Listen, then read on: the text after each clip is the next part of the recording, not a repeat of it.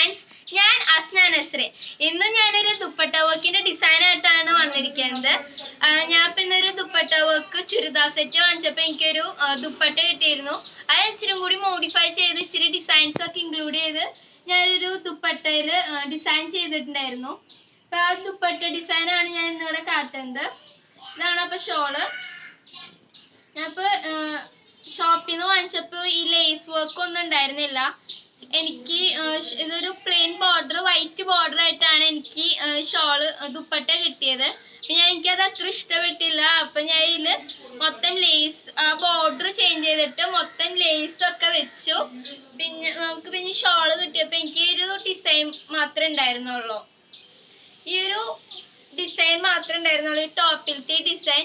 അപ്പം ഈ centre portion ഒക്കെ ഇങ്ങനെ ബ്ലാങ്ക് ആയി കിടക്കണോണ്ട് ഞാൻ ഇവിടെ ഇതേപോലത്തെ തന്നെ ഫ്ലവർ വെച്ച് ഈ സെന്റർ പോർഷൻസ് ഒക്കെ ഞാൻ ഫില്ല് ചെയ്യാണ് ചെയ്തത് ഈ ഷോളില്.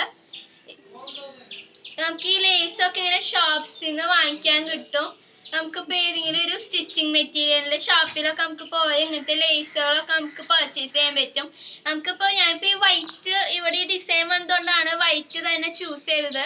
ഇല്ലെങ്കിൽ നമുക്ക് ഇതിലത്തെ ഈ ഓറഞ്ച് കളർ തന്നെ ചൂസ് ചെയ്ത് നമുക്ക് ഈ ബോർഡർ ഒക്കെ വെക്കാവുന്നതാണ്. ഇതിപ്പോൾ ചുരിദാറും വരുന്നത് ഇങ്ങനത്തെ തന്നെ ഒരു കോമ്പിനേഷൻ കളറാണ്, വൈറ്റ് ആൻഡ് ഓറഞ്ച് കളർ. അതുകൊണ്ടാണ് ഞാൻ ബോർഡറോടെ ലേസ് വെച്ചപ്പോൾ വൈറ്റ് തന്നെ യൂസ് ചെയ്തത്. ഞാൻ ഇതുപോലെ കുറെ ദുപ്പട്ടയിൽ വർക്ക്സ് ഒക്കെ ചെയ്തിട്ടുണ്ട്. അപ്പം ഇതെല്ലാം കൂടി എനിക്കൊരു വീഡിയോയിൽ ഇൻക്ലൂഡ് ചെയ്യാൻ പറ്റാത്തത് കൊണ്ട് ഞാൻ ഓരോ ദുപ്പട്ട വർക്കിന്റെ ഡിസൈനുമായിട്ടാണ് ഞാൻ വീഡിയോ അപ്ലോഡ് ചെയ്യുന്നത്. ഞാനിപ്പോൾ ഇനിയുള്ള കുറച്ച് ദിവസം ഞാൻ ഇങ്ങനത്തെ ദുപ്പട്ട വർക്ക്സിന്റെ വീഡിയോ ആയിരിക്കും അപ്ലോഡ് ചെയ്യണ്ടാവുക. പിന്നെ ലാസ്റ്റ് ഇട്ട 2-3 വീഡിയോസിലൊന്നും എനിക്ക് എൻ്റെ ഇൻട്രോ ഇൻക്ലൂഡ് ചെയ്യാൻ പറ്റിയിട്ടുണ്ടായിരുന്നില്ല. ഞാനിപ്പോൾ 9th പഠിക്കുന്നത്. അപ്പം 9th എനിക്ക് എക്സാം ഒക്കെ ആയിരുന്നു. പിന്നെ എനിക്ക് കുറെ പ്രൊജക്ട്സും വർക്ക്സ് ഒക്കെ കംപ്ലീറ്റ് ചെയ്യാനുള്ളതുകൊണ്ട് എനിക്ക് ഇൻട്രോ എടുക്കാൻ പറ്റിയില്ല. അതുകൊണ്ടാണ് ഞാൻ സ്റ്റിച്ച് മാത്രമായിട്ട് വേഗം വീഡിയോ എടുത്ത് അപ്ലോഡ് ചെയ്യാണ് ചെയ്യാറ്.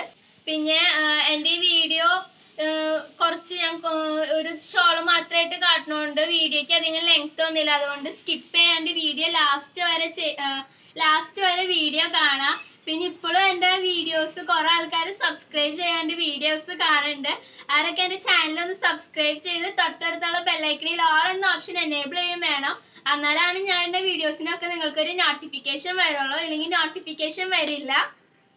പിന്നെ എൻ്റെ വീഡിയോയിൽ എല്ലാ വീഡിയോസിലും ഞാൻ ഇങ്ങനത്തെ ദുപ്പട്ട വർക്ക്സും പിന്നെ ഷോൾസ് സ്റ്റിച്ചസും ഒക്കെ ഞാൻ അപ്ലോഡ് ചെയ്തിട്ടുള്ളതാണ്. അപ്പം എൻ്റെ ചാനൽ വിസിറ്റ് ചെയ്യുക. പിന്നെ എൻ്റെ വീഡിയോസ് എല്ലാം സ്കിപ്പ് ചെയ്യാണ്ടിരുന്ന് കാണണം.